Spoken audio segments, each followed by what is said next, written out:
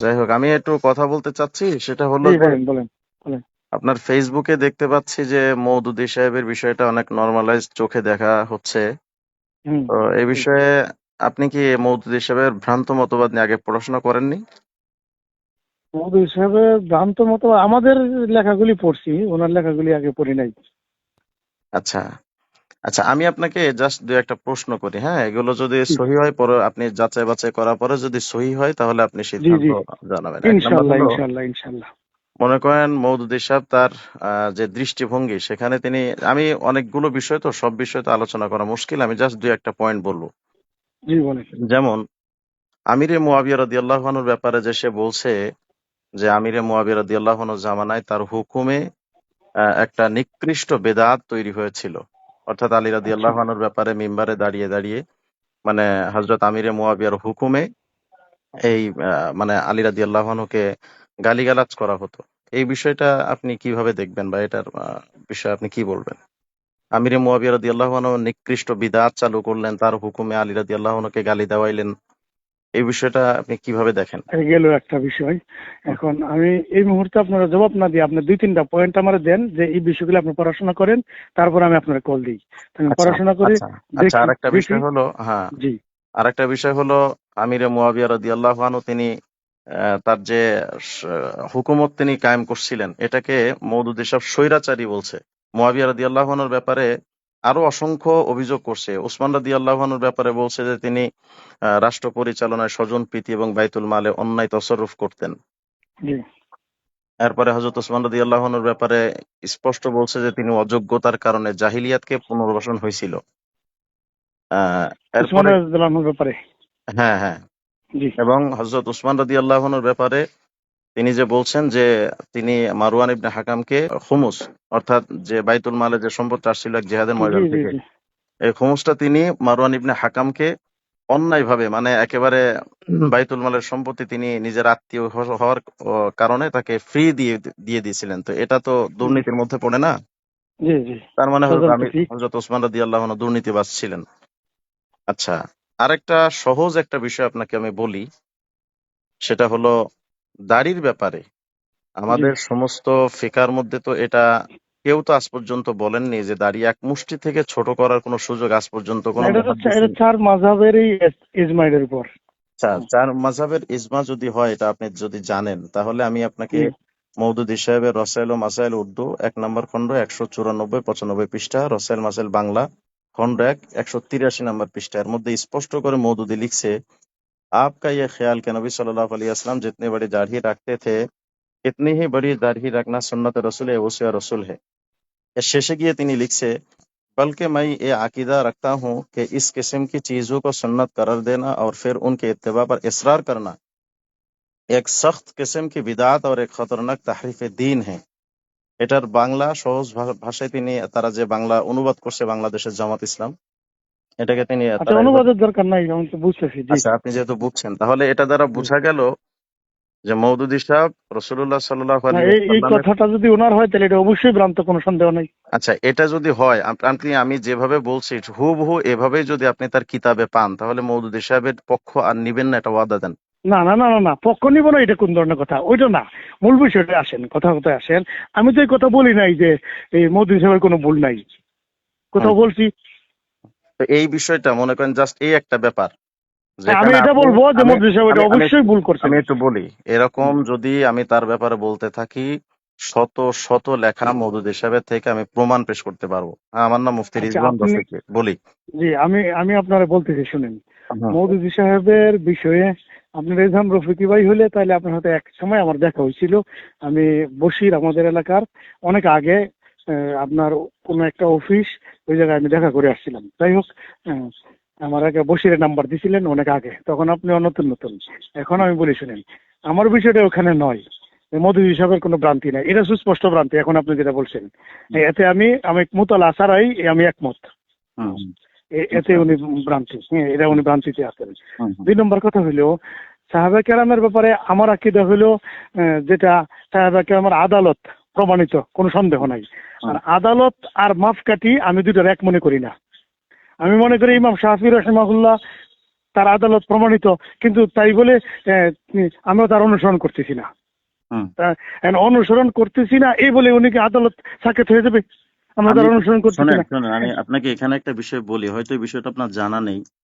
মেয়ারে হক বা সত্যের মাপকাঠি এই শব্দটা কিন্তু ইসলামী ইতিহাসে কোথাও প্রমাণিত কোরআন না। হাদিসে নাই। হ্যাঁ, জি, এটা ফতোয়ার কিতাবগুলিতেও নাই। মওদুদী সাহেব আবিষ্কার করে, মওদুদী সাহেবই এটার মানে ব্যাপারে স্পষ্ট বলছে যে সাহাবায়ে কেরামকে সত্যের মাপকাঠি মানা যাবে না। যদি আপনি দেখেন রসায়েল মাসাইলের ১ নম্বর খণ্ডের ১৪৯ নম্বর পৃষ্ঠা, বাংলা ১ নম্বর খণ্ডের ১৪৩ নম্বর পৃষ্ঠা, এখানে স্পষ্ট করে মওদুদী সাহেব লিখছে, ইসলাম में दरअसल तकलीद सिवाय रसूल सल्लल्लाहु अलैहि वसल्लम के और किसी की नहीं, और रसूल सल्लल्लाहु अलैहि वसल्लम की तकलीद भी इस बिना पर है कि आप जो कुछ फरमाते और अमल करते हैं वो अल्लाह के इذन और फरमान के बिना पर, वरना असल में तो मुता और अमरुल्लाह ताला के सिवा कोई नहीं। মানে হুজুর সাল্লাল্লাহু আলাইহি ওয়াসাল্লামকেও অনুসরণ করা যেত না যদি আল্লাহ থেকে তিনি মানে কথাগুলো না পেতেন।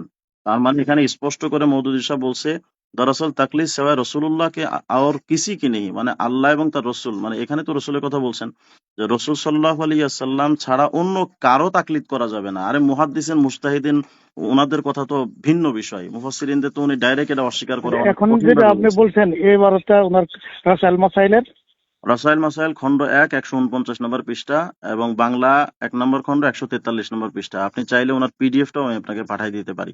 আশা লাগবে না। হ্যাঁ, ১ নম্বর খন্ডের ১৪৩ পৃষ্ঠা না?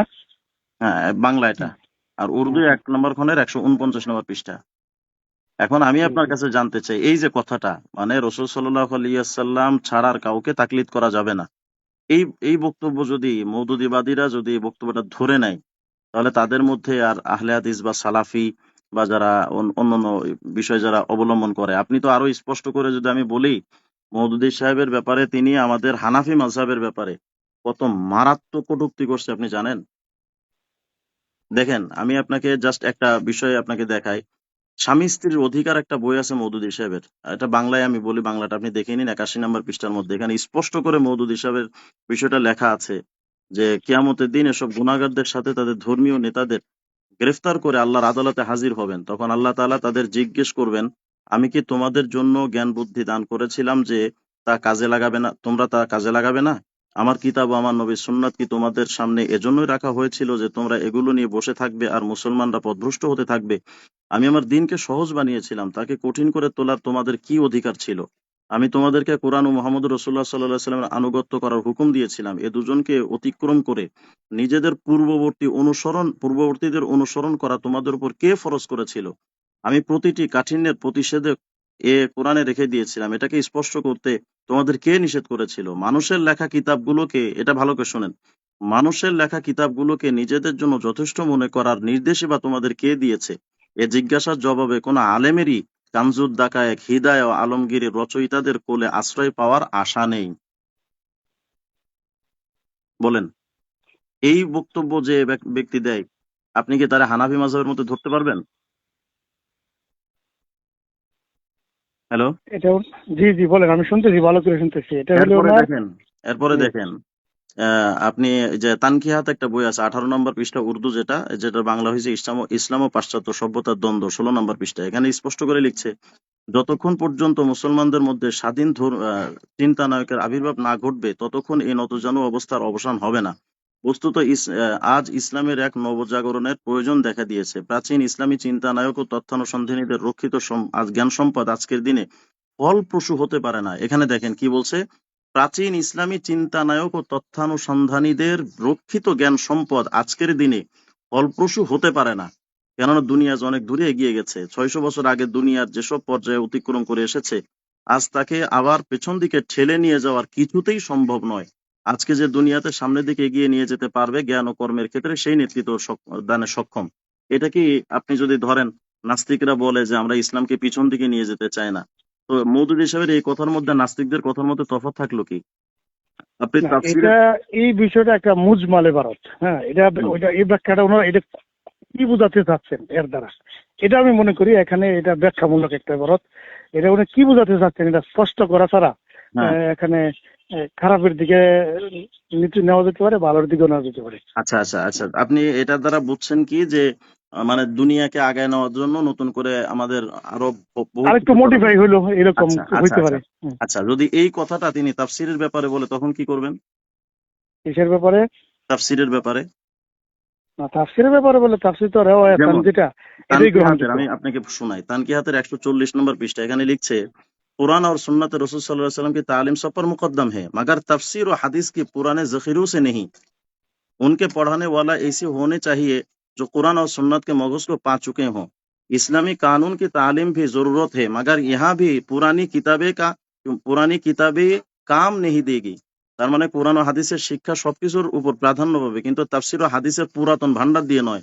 এর শিক্ষক এমন হওয়া উচিত যিনি কোরআন হাদিসের সারাংশ বা মগজ লাভ করেছেন, অর্থাৎ তার মর্ম যথার্থ হৃদয়ঙ্গম করতে সক্ষম হয়েছেন। ইসলামী আইনের শিক্ষাও আবশ্যক, তবে এক্ষেত্রেও পূর্বের কিতাব সমূহ কাজে আসবে না। হোয়াট ইজ দিস ভাই? এটাও আমি ধরতে পারি মুজমাল। হুম। এটাকে আপনি কিভাবে মুজমাল ধরতে পারবেন? এটাও ধরতে পারি মুজমাল। যেমন উস্তাদের কারণে, উস্তাদ যদি ভালো হয়, তাহলে উস্তাদের যদি দক্ষতা থাকে, মহারত থাকে, হুম, তাহলে ঠিকই পুরান তাফসীর থেকে আসল বিষয়টা সেই মণিমুক্তাটা দিতে পারবে। আর উস্তাদ যদি এরকম না হয়, আচ্ছা তাহলে আচ্ছা, দিতে আমি পারবে আমি না। আপনাকে এখন প্রশ্ন করি, পুরান কিতাবে তাফসিরের সর্বপ্রথম তাফসির পাওয়া যায় রাসূলুল্লাহ সাল্লাল্লাহু আলাইহি সাল্লাম থেকে, তারপরে তাফসির পাওয়া যায় হযরত সাহাবায়ে কেরাম থেকে। সেই দুটো জি। বাদ দিয়ে আপনি নিজের মন গড়া তাফসির কিভাবে করতে পারবেন? আমি আরেকটা পড়া পড়ি, তাহলে আপনি না, আরো এই দুটা স্পষ্ট বাদ বুঝবেন। দেওয়া তো সম্ভবই না। আচ্ছা, আমি আরেকটা পড়ি, তাহলে আপনি আরো স্পষ্ট বুঝবেন। তানকিয়াতে 291 নম্বর পৃষ্ঠায় মৌদুদী সাহেব লিখছে, कुरान के लिए किसी तफसीर की साहिबत नहीं, एक आला दर्जा का प्रोफेसर काफी है जिसने कुरान का ये नजर गायर मुताला किया हो और जो तर्ज जदीद पर कुरान पढ़ाने और समझाने की अहलियत रखता हो, वो अपने लेक्चरों से इंटरमीडिएट में तुलबा के अंदर कुरान फहमी की जरूरत इस्तेदाद पैदा करेगा। আচ্ছা, এটা আর পড়া লাগবে না, এটা তো স্পষ্ট ভ্রান্তি হই। আচ্ছা, যদি এই কথাটা প্রফেসর দিয়া স্পষ্ট, কেমন হইব, দেখেন এটা কোনো দেখেন কথা দেখেন, হইলো? আমি বলি আপনাকে, এই কথাটা যদি ভ্রান্তি হয়, অর্থাৎ কোরআন সুন্নাহর ব্যাপারে, কোরআনের জ্ঞানের ব্যাপারে যদি আগের তাফসীর অগ্রহণযোগ্য হয়, আগের তাফসীর যদি প্রয়োজন না হয় একজন প্রফেসর দিয়ে, এটা কি মন গড়া ব্যাখ্যার মধ্যে পড়ে না? তাফসীরের জি রায় জি পড়ে জি না? জি জি জি, করবে এই অবশ্যই। একটা বিষয় যদি মওদুদিবাদীদের মধ্যে ঢুকে যায়, তাদের অনুসারীদের মধ্যে, তাদের সাথে কি মুসলমানদের কোনো সম্পর্ক থাকতে পারে? বলেন ভাই। না, আল্লাহর এখন দিকে পরের তাকায় কথা সত্য এই কথাটা কন। নতিজার মধ্যে কমেন্ট করতে পারতেছি না, না, কিন্তু কেন পারতেছেন? কথাটা আপনার ভ্রান্তি। আপনার প্রতিবন্ধকতা কোথায়? আপনি বলেন, আমি দেখি প্রতিবন্ধকতা ছোটাতে না পারি না না কিনা। না, নতিজার মধ্যে কমেন্ট করতে পারতেছি না, কারণ ইসলামের সাথে সম্পর্ক থাকবে কিনা বিষয়টা আরো কঠিন। না, ইসলামের সাথে এই আমি আপনাকে এতটুকু বলছি, হকের সাথে কি সম্পর্ক রাখার কোনো সুযোগ আছে? এই কথাটা তো অবশ্যই না হোক, এটা সাপোর্ট করার কোনো সুযোগ আচ্ছা, নাই। এই কথাটাই যদি না হক হয়, জি। তাহলে এই কিতাবগুলো মওদুদের মন ও মগজ নিয়েই তো জামাত গঠিত।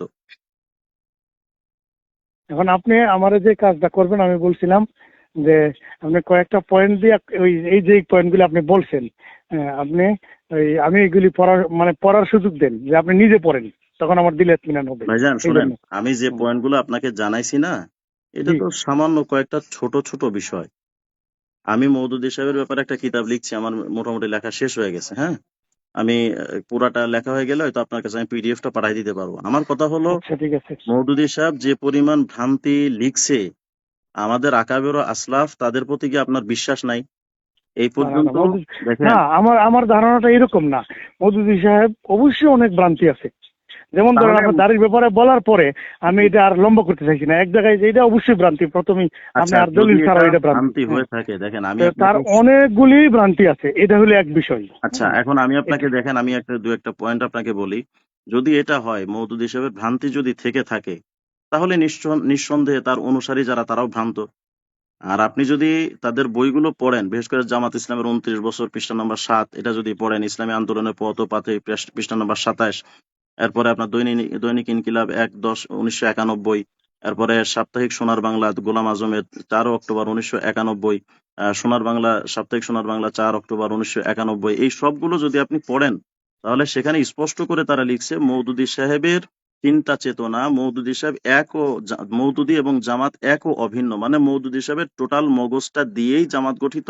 এমনকি গত কয়েকদিন আগে আপনি দেখবেন, এই আবুল কালাম আজাদ বাশা, সে স্পষ্ট করে বলছে যে মওদুদী সাহেবের চিন্তা চেতনা নিয়েই জামাত শিবিরের সকল ছেলেরা, তারা তাকে আদর্শ পুরুষ হিসেবে মানে তার আদর্শ নিয়েই তারা গড়ে উঠছে। মওদুদী সাহেবের যেমন মনে করেন আমি রসুল সাল্লাল্লাহু সাল্লাম এবং সাহাবায়ে কেরাম এবং আম্বিয়া কেরামের ব্যাপারে যেগুলো বলছে এগুলো কিন্তু আপনাকে বলি নাই আমি। এগুলো বললে লম্বা আলোচনা হয়ে যাবে। হযরত আমাদের জি রসুল জি। আমাদের রসুল সাল্লাল্লাহু আলাইহি ওয়াসাল্লামের ব্যাপারে যে সমস্ত গোস্তাকি করেছে, অর্থাৎ নবী সাল্লাল্লাহু আলাইহি ওয়াসাল্লাম তার দায়িত্ব পালনে ব্যর্থ ছিলেন, তার দায়িত্ব পালনের মধ্যে কোতাহি ছিল, মানে ত্রুটি বিচ্যুতি এবং কমতি ছিল। হুজুর সাল্লাল্লাহু আলাইহি ওয়াসাল্লাম এমন ভুল করেছিলেন, সূরা আবাসা তাফসীরের মধ্যে লিখছে, এমন ভুল করছিলেন রসুল যেন অন্য কেউ দেখলে তার ব্যাপারে যে জানতো সে দেখলে নবীজির এই ভুল দেখে এটা বলতো যে মোহাম্মদ এটা কি তুমি নাকি অন্য কেউ। এমন গোস্তাখি হুজুর সাল্লাল্লাহু আলাইহি ওয়াসাল্লামের নামে। এরপর রসুল সাল্লাল্লাহু আলাইহি ওয়াসাল্লামের আচ্ছা, দাওয়াত এখন দিতে আমি বলি এই বিষয়গুলো আমি হালকা পড়াশোনা করেছি যতটুকু। এখন আমার এখন যে বিষয়টা আপনি বলছেন, কোথাও তিনি এই আমি পাইনি আর কি যে গুনাহ শব্দ ব্যবহার করেন নাই। কোথাহি এটা যে লগজিস ইত্যাদি ব্যবহার করছেন, আচ্ছা কোতাহি মানে গুনাহ কি? শব্দ না। কোতাহি মানে কি? কমজোরি, কমতি, দুর্বলতা আচ্ছা ইত্যাদি তো বোঝায়। কমতি, দুর্বলতা মানে কোতাহি মানে তো দুর্বলতা না, কমজোরি মানে জি তো দুর্বলতা। আমার কথা জি। হলো কোতাহি মানে কি? ত্রুটি আর কি। কোতাহি মানে ত্রুটি। জি, যে কে কোনো বলছে ধরনের আপনাকে? অলসতা, যে কোনো ধরনের ত্রুটি, এই তো। কোতাহি মানে শুধু ত্রুটি, আপনাকে কে বললো এটা? ত্রুটি, কমজোরি, অলসতা ইত্যাদি কোতাহি তো। শব্দের অর্থ তো হলো অসম্পূর্ণতা। জি, অসম্পূর্ণ। তো অসম্পূর্ণতা আমাদের আমাদের ধর্মের রাসূল সাল্লাল্লাহু আলাইহি ওয়াসাল্লাম তার মানে রেসালাতে অসম্পূর্ণতা কোথায় রয়ে গেছে? আচ্ছা স্যার, এখন যদি আপনি এটা বলেন তাহলে আমি বলি শুনেন। আপনার এই এই বিষয়টা মওদুদী সাহেব কোথাও গুনাহ লেখেন নাই। এখন আপনি আপনি বলতেছেন আপনি যে একটা জিনিস হুম, বুঝতেছেন না। আমি আপনাকে দেখেন, হুম, আমি আপনাকে তাফসিরে তাফহিমুল কোরআনের উর্দু ৬ হুম। নম্বর খণ্ডের ৫১৭ নম্বর পৃষ্ঠা এবং বাংলা ১৯ নম্বর খণ্ডের ২৯০ নম্বর পৃষ্ঠা, তো এখানে আপনি দেখেন। আমি নিজের থেকে অর্থ করতেছি না, জাস্ট ওর উর্দুটা আর বাংলাটা আমি বলি, যার যে বাংলাটা মওদুদিরা করছে। यानी अपने रब से दुआ मांगो कि जो खिदमत अपने तुम्हारे सुपुर्द की थी उसको अंजाम देने में तुमसे जो भूल चूक या कोताही भी हुई हो उससे চশমপোশি আর দরগোজার ফরমায়। এটার অর্থ মওদুদিবাদীরা অর্থাৎ বাংলাদেশে যারা তাফসীরুল কোরআন অনুবাদ করছে তারা এভাবে লিখছে, হুবহু আমি পড়তেছি। অর্থাৎ তোমার রবের কাছে দোয়া করো, তিনি তোমাকে যে কাজ করার দায়িত্ব দিয়েছিলেন তা করতে গিয়ে তোমার যে ভুল ত্রুটি হয়েছে, কিংবা এটা শোনেন, কিংবা তাতে যে অসম্পূর্ণতা রয়ে গেছে তা যেন তিনি মাফ করে দেন। আমার ধর্মে অসম্পূর্ণতা কোথায় ভাই? আচ্ছা, এখানে অসম্পূর্ণতা, গুনাহ কমতি, শব্দটা দুর্বলতা, গুনাহ শব্দটা তো দুর অনেক পরের শব্দ।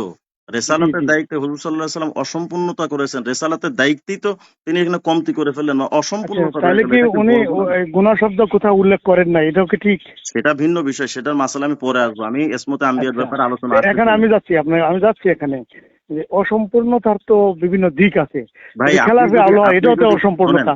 আপনি তো মওদুদের ব্যাখ্যাকার না, বা আপনি জামাত ইসলামের লেখক যারা তাদের যদি ব্যাখ্যাকার না যে আপনি খেলাফে ব্যাখ্যা আওলা করবেন। হয় ভাই, তাহলে এ এটাও তো অসম্পূর্ণতা। অসম্পূর্ণতাটাকে খেলাফে আওলা কেমনে বলেন? এটা তো গুস্তাখি।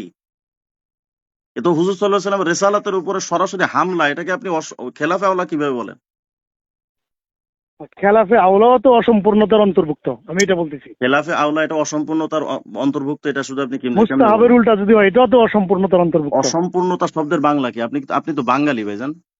জি, তো কিছু না বাঙালি, কিছু কম, কিছু না কিছু কম, এই তো। হ্যাঁ এটাই না। তো কিছু জি। না কিছু কম। আমার নবী সাল্লাল্লাহু আলাইহি সাল্লামের ধর্মের মধ্যে আপনি সহিহ মুসলিমের হাদিস পড়েন নাই? আল বাল্লাগতুকুম রিসালাতি।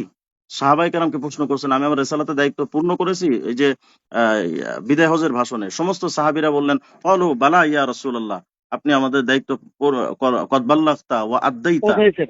এভাবে স্পষ্ট করছেন। হুজুর সাল্লাল্লাহু আলাইহি ওয়াসাল্লাম তখন তার আঙ্গুলি আসমানের দিকে উঠিয়ে বলেছিলেন, আল্লাহুম্মা শাহাদ, আল্লাহুম্মা শাহাদ, আল্লাহুম্মা শাহাদ। আল্লাহ তুমি সাক্ষী থাকো, সাক্ষী থাকো, সাক্ষী থাকো যে আমি আমার রেসালাতের দায়িত্ব পূর্ণ করেছি। যেখানে আল্লাহ বলছেন আলিয়ামা আকমালতু লাকুম দীনাকুম, আমি আমার দিনকে পরিপূর্ণ করেছি। দিন পৌঁছানোর দায়িত্ব তো হুজুর সাল্লাল্লাহু আলাইহি ওয়াসাল্লামের ছিল, তাই না?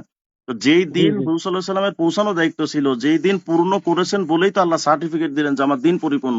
সেই পরিপূর্ণ দিনের ব্যাপারে রেসালাতের দায়িত্বের পূর্ণতার পরেও মওদুদি কিভাবে বললো যে হুজুর সাল্লাল্লাহু আলাইহি ওয়াসাল্লামের দায়িত্ব অসম্পূর্ণতা ছিল?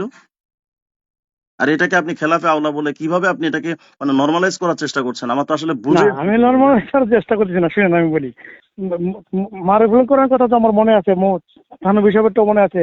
আরফায়ে শাহানের সাথে যায় না এমন বিষয়, বলছে আচ্ছা যদিও আমি এটা আমি আপনাকে বলি ভাইজান হাকিকতান শোনেন। গুনাহ না, সুরতান গুনাহ, মাজাজান গুনাহ, দুই রকম বলা হয়েছে। আচ্ছা আমি বলি, এখানে মাজাজান, এখানে সুরতান। শোনেন, আমি বলি বশির উদ্দিনের একটা বই লেখা আছে, সগীরা গুনাহ রাসূল করেছেন, এ ব্যাপারে স্পষ্ট লেখা আছে। হ্যাঁ, না না, আমি এই ইসমতে বসিরউদ্দিনের বই আম্বিয়ার, আমি পড়ি নাই। আর শোনেন, সগীরা গুনাহ রসুল করেছেন এটা মানা যেত না।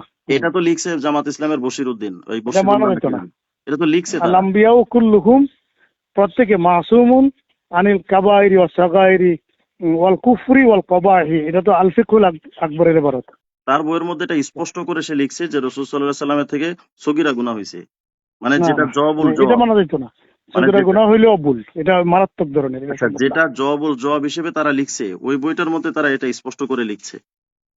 সত্যের আলো একটা বই লিখছে, আমি আপনাকে বলি, মানে সে বিভিন্ন তবে এই বইয়ের আমি নাম শুনছি, আপনি যেটা বলছেন, হ্যাঁ, সত্যের আলো, আচ্ছা, এটা সে কে লিখছে সে ঠিক ওখানে, বলতে পারি না, এটার আবার জবাবও লেখা হয়েছে সিলেট থেকে। হ্যাঁ, সে ওখানে অসংখ্য দলিল প্রমাণ পেশ করে, যেমন আপনাকে আমি যদি বলি, আহ একটু আমাকে সময় দেন, এই এটার লেখকের নাম হলো মৌলানা বশিরুজ্জামান, সত্যের আলো। এটার মধ্যে ইসমতে আম্বিয়ার যে আলোচনা করছে ওখানে বিভিন্ন আলোচকের এবং মুহাক্কিকদের মানে বক্তব্য তুলে এনে সে এটা প্রমাণ করছে রাসূল সাল্লাল্লাহু আলাইহি ওয়াসাল্লাম থেকে সগীরা গুনাহ হয়েছে, এই শব্দটাই উল্লেখ করছে, রাসূল সাল্লাল্লাহু আলাইহি ওয়াসাল্লাম থেকে সগীরা গুনাহ হয়েছে। এই যে আমি ওটা আপনাকে কত বলি, পৃষ্ঠায় এই কথা এটা জামাতের? বশিরুজ্জামানের, মৌলানা বশিরুজ্জামানের এই এই লোকটা বইটা। কি কুদরতুল্লাহর ইমাম নি?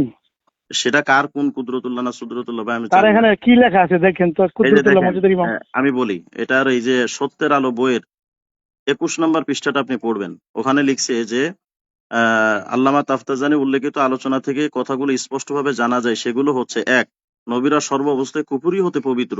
জমহুর উলামাদের মতে তারা ইচ্ছাকৃত কবিরা গুনাহ হতেও পবিত্র, কিন্তু ভুলবশত কবিরা গুনাহ নবীদের থেকে হতে পারে। আপনি কি শক মাআযাল্লাহ। খাইছেন? না, এটা তো ঠিক আছে, এটা মারাত্মক। আচ্ছা, এরপরে কোন 3 নাম্বার, অবস্থায়? জমহুর উলামাদের মতে নবীদের থেকে ইচ্ছাকৃতভাবে সগীরা গুনাহ হতে পারে। 4 নাম্বার, সকল উলামাদের ঐক্যমতে নবীদের থেকে অনিচ্ছাকৃত সগীরা গুনাহ হতে পারে। এটা 21 নম্বর পৃষ্ঠার সমাধান মানে ফলাফল লিখছে বশিরুজ্জামান তার সত্যের আলো বইয়ের মধ্যে। আচ্ছা আচ্ছা, আমি ইসমতে আম্বিয়ার আলোচনায় কেন আসি নাই, কারণ এটা ব্যাপারটা আলোচনাটা আর একটু বিস্তৃত, লম্বা যে হয়ে কারণে যাবে, জি। যে কারণে আমি এই ব্যাপারে আপনার সাথে আলোচনা করতে চাইনি। তারপর আপনি বললেন, এটা আমি বললাম। আমার প্রশ্ন হলো ভাই, রাসূল সাল্লাল্লাহু আলাইহি ওয়াসাল্লাম তার কাজের মধ্যে অসম্পূর্ণতা রয়ে গেছে। আচ্ছা, আরেকটা বিষয় দেখেন, তাফহিমাতে 2 নম্বর খন্ডের 48-49 নম্বর পৃষ্ঠা, নির্বাচিত রচনাবলী, যেটা তাফহিমাতের অনুবাদ গ্রন্থ, 2 নম্বর পৃষ্ঠা খন্ডের 74 নম্বর পৃষ্ঠা, এখানে স্পষ্ট করে লিখছে যে ইসমত দরাসল আম্বিয়াকে লাওয়াজিমাত জাত সে নেহি। এটার শেষের দিকে গিয়ে আমি বাংলাটা পড়তেছি, এত লম্বা আলোচনা তো। আল্লাহ কোনো না কোনো সময় তার নিজের সংরক্ষণ ব্যবস্থা উঠিয়ে নিয়ে দিয়ে দু একটি ভুল ত্রুটি ঘটে যাওয়ার সুযোগ করে দিয়েছেন, যাতে মানুষ নবীদেরকে সৃষ্টিকর্তা মনে না করে। আমার প্রশ্ন হলো, আল্লাহ এই যে নবীদের দ্বারা ভুল করাইছেন যেন মানুষ নবীকে আল্লাহ মনে না করে, আল্লাহ এটা ইচ্ছা করে এই ভুলগুলো করাইছেন, এটা মওদুদ সাহেবের উপর কি ওহী নাজিল হয়েছিল? জি, বলেন ভাই, সুন্দর প্রশ্ন। মওদুদ সাহেব কথা কিভাবে বলতে পারলো যে নবীদের দ্বারা আল্লাহ ইচ্ছাকৃত ভুল করাইছে? ওহী ওহী ছাড়া তো কোনো ব্যক্তি কোনো কথা বলতে পারে তিনি না। যে ওই কথা না বলে এভাবে বলতেন, নবীজি দ্বারা ভুল হয়েছে, যাতে মানুষ, হ্যাঁ, সেটার জন্য তো আমাদের ভিন্ন পর্যালোচনা, আমি ওই পর্যালোচনায় যাচ্ছি না, যে কারণে আমি এই প্রশ্নটা আপনারে করছি যে নবীদের দ্বারা আল্লাহ ইচ্ছাকৃত ভুল করালেন, এটা কি আল্লাহর উপর একটা এলজাম না? যদি কেউ কোনো অপরাধ করে, যে ব্যক্তি অপরাধের সহযোগিতা করে সেও তো সমান অপরাধী, জি, তাহলে এটা আল্লাহ জাতের সাথে হামলা হলো না? ব্যাখ্যা করে এইভাবে গেলে লম্বা হয়ে যাবে। হুম। ব্যাখ্যা আপনি এটা এটা এটা ব্যাখ্যা বলেন কি যে যদি এই কথা ভাইজান? বলে থাকে তাতে উনি এটা ভুল শোনেন, বলছেন। হুম, এটা তো ব্যাখ্যার কিছু না, এটা তো তার কথা থেকে এই কথাই তো ফলাফল দাঁড়াচ্ছে, তাই না? হুম, যে আল্লাহ জি। ইচ্ছাকৃত ভুল করাইছেন, মানে আল্লাহ ভুল করছেন, ভুল করাইছেন নবীদেরকে দিয়ে। লা হাওলা ওয়ালা কুওয়াতা ইল্লা বিল্লাহিল আলিয়্যিল আমি আযীম। বলতেছি কি, এই কথাটা ব্যাখ্যা করলে লম্বা হবে। মানুষ দুনিয়ার নবীদের কথা বাদ দেন, আমরা যত ধরনের ভুল করি, তখন এইগুলির মধ্যে তর্ক করলে লম্বা হয়ে যাবে না, এই দিকে না যায়। আমি বলতে চাচ্ছি যে এটা ভুল কথা। হুম। উনি জানেন কিভাবে, আপনি এটাই সুন্দর প্রশ্ন, উনি জানেন কি করে যে আল্লাহ তাআলা এই কি করছেন, এই ভুল করাইছেন যে। এখন আমার প্রশ্ন হলো, এতক্ষণ যে আমি আলোচনা আপনারে করলাম, এই কথাগুলো যদি মওদুদ সাহেবের বিষয়গুলো যদি সত্য হয়, তাহলে আপনি ফেসবুকে যেভাবে এখন লিখছেন এটা লিখতে পারবেন তো যে মওদুদি ভ্রান্ত? মনে হয় পারবেন না। না, পারবো না কেন? অবশ্যই পারবো। আচ্ছা, এই কোন তাহলে ধরনের কথা বলেন? তাহলে আমি এতক্ষণ, অবশ্যই পারবো, শোনেন, কোনো সন্দেহ নাই, কিন্তু আমি মূল বিষয়টা আপনি একটু পিছনে আমার একটু বলার সুযোগ দেন। হ্যাঁ, আমি আপনাকে মূল এতক্ষণ বিষয়টা যে হলো কথাটা জমিয়তের বলছি। ভাইদের আচরণের কারণে। হুম, জমিয়তের ভাইদের যে আচরণ, হুম, যে পাগলা কুকুরের মতো যে তারা হামলা করে। হুম। আমি একটা পোস্ট দিলাম, আইসা এই তোর বউ এটা করছে, তোর মা এটা করছে, মানে অন্যদিকে চলে যাই। ভাইজান হ্যাঁ, শুনেন, আচ্ছা, যদি ব্যক্তি কেন্দ্রিক কোনো সদস্যের কোনো বক্তব্য যদি ধরে আপনি পুরা একটা জামাতের ব্যাপারে কথা বলতে পারেন, মওদুদী সাহেবের ছেলেরা এমন কোনো দিন নাই যেদিন আমার 100 গালিগালাজ, আমার মা তুলে বাপ তুলে আমাকে 14 গোষ্ঠী উদ্ধার করে, গতকালকে আমাকে জবাই করার একটা রেকর্ড সারছি। এরকম আচ্ছা হাজার হাজার লাখ লাখ আমি মানে প্রমাণ পেশ করতে পারবো। মোগালাগাতান বললাম, আমি লাখ আচ্ছা লাখ প্রমাণ পেশ করতে পারবো। যদি আপনার জমিয়তের ছেলেরা আপনাকে অ্যাটাক করে, আপনি তাদেরকে অ্যাটাক করেন, সেটা ইনসাফের সাথে হলেও অসুবিধা নাই।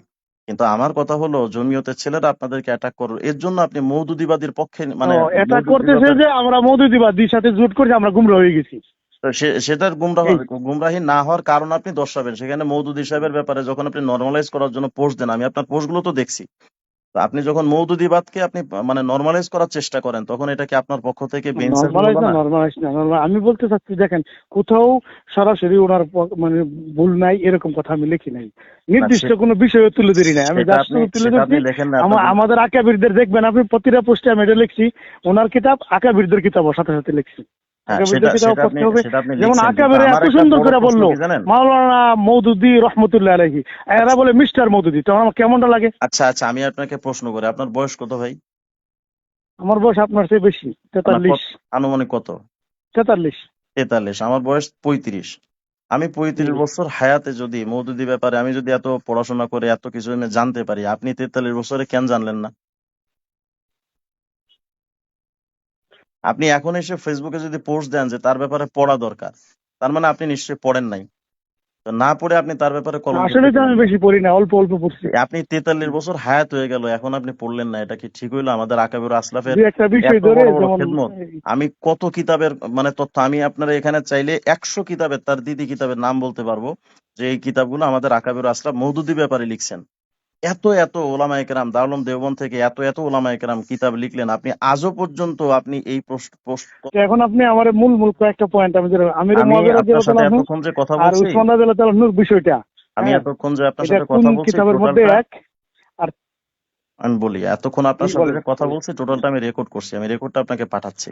আপনি ওখান থেকে শুনে শুনে আচ্ছা রেকর্ড, সব ও বিষয়গুলো, ঠিক আছে, রেকর্ড পাঠাইলেই তো আপনার ইয়া থেকে যাবে, ওই যে হ্যাঁ রেফারেন্স গুলি বলছিলেন থেকে যাবে। হ্যাঁ, সব হুম, ওখান থেকে আপনি শুনে দেখতে পারবেন। আচ্ছা ঠিক আছে।